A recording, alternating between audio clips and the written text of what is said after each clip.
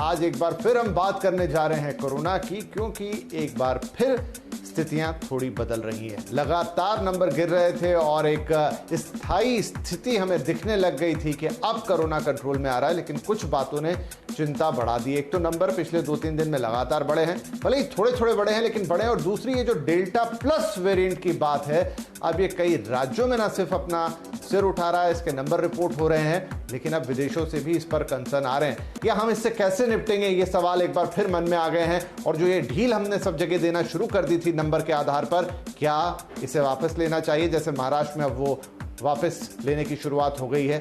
कैसे संभालें, कैसे समझें, आज इसी पर बातचीत होने जा रही है। और कुछ खास मेहमान हमारे साथ कार्यक्रम में हैं। डॉक्टर रजनीश कपूर, जो कि वाइस चेयरमैन है कार्डियोलॉजी मेदांता हॉस्पिटल, कार्यक्रम में हमारे साथ शामिल हो रहे हैं। डॉक्टर आकांक्षा चावला जैन, जो कि कंसल्टेंट पल्मोलॉजिस्ट हैं इंद्रप्रस्थ अपोलो हॉस्पिटल से, और समीर भाटी साहब, जो कि डायरेक्टर है स्टार इमेजिंग और पैथ लैब के।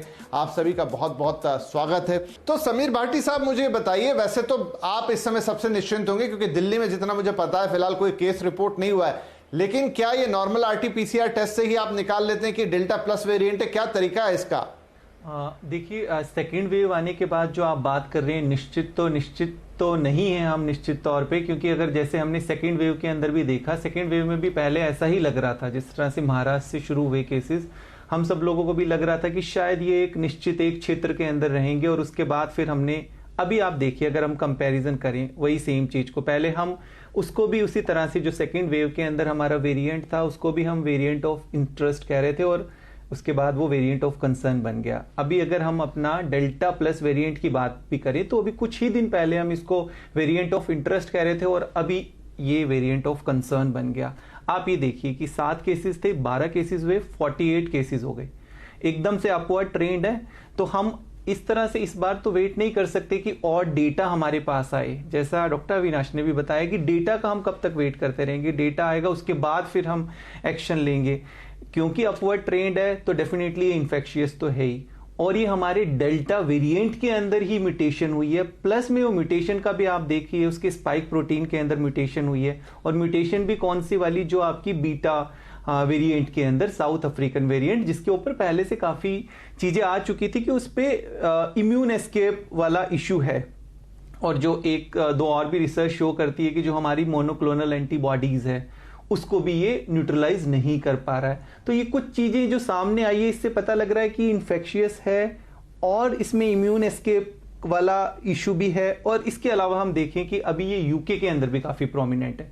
यूके के अंदर 60% से ज्यादा पॉपुलेशन जो कि डबल वैक्सीनेटेड भी हो गई है, वहां पर भी काफी केसेस मिले हैं। इसके अलावा आप एक और चीज देखिए कि पहले 3 स्टेट के अंदर था, अब 8 स्टेट के अंदर हो गया है। तो फैल तो रहा है, स्प्रेड तो हो रहा है। तो डेफिनेटली दिल्ली भी अभी जो है उस तरह से लेके, इस चीज को लेके बहुत निश्चित तो नहीं है। हमें भी प्रोएक्टिवली अपनी जो सारी चीजें हैं वो उसी तरह से करते रहना पड़ेगा। Masking, testing, tracking, vaccination, everything. और अभी फिलहाल तो सबसे इंपॉर्टेंट है कि जिन राज्यों के अंदर है वहीं की वहीं कंटेंट हो जाए। और अभी जैसे हम देख रहे हैं कि जितना ज्यादा आपका जीनोम सीक्वेंसिंग बढ़ेगा, क्योंकि जीनोम सीक्वेंसिंग के लिए भी एक फिक्स सैंपल साइज है, हम 5%, हमारे भी पॉजिटिव सैंपल से उनका जाता है 5% सैंपल साइज बढ़ेगा तो शायद ये केसेस और भी ज्यादा अधिक मिल सकते हैं। और रही बात, जिस तरह से अप्रैल के अंदर भी ये कुछ 1-2 म्यूटेंट्स दिखे थे, पर उस टाइम सबसे ज्यादा सर्कुलेटिंग जो वायरस था आपका, वो डबल म्यूटेंट जिसको हम डेल्टा वेरिएंट कह रहे हैं, वो था उस समय। अब ये वाला वायरस जो है हम देख रहे हैं कि काफी ज्यादा उभर कर आ रहा है। और उस समय भी अगर हम बात करें, पिछली बार भी यूके वेरिएंट सितंबर के अंदर ही आ चुका था, पर अब जब यूके वेरिएंट की बात करें, बट वो एकदम जो पीक पे आया वो दिसंबर के अंदर आया।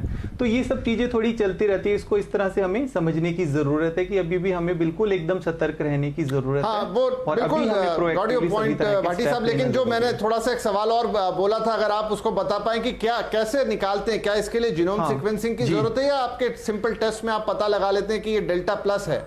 जी, इसके लिए मैं बिल्कुल आपको क्लेरिफाई कर देता हूं कि जो हमारा RT-PCR टेस्ट है या जो रैपिड एंटीजन टेस्ट है, इन टेस्ट से सिर्फ ये पता लगेगा कि आपको कोविड हुआ है कि नहीं हुआ है, कौन सा वेरिएंट है। इसके लिए जीनोम सीक्वेंसिंग एक स्पेशलाइज्ड टेस्ट होता है, जो कि अभी सरकारी ऑर्गेनाइजेशन के में ही उपलब्ध है, जो कि 10 के करीब लैब थी इस तरह की जहां पर होता था, जो अभी बढ़कर 28 हो गई है, बढ़ गई है उसकी काफी संख्या। पर वो किसी नॉर्मल लैब में आप जहां पर RT-PCR कराते हैं, उससे ये नहीं पता लगेगा कि आपका कौन सा वेरिएंट है।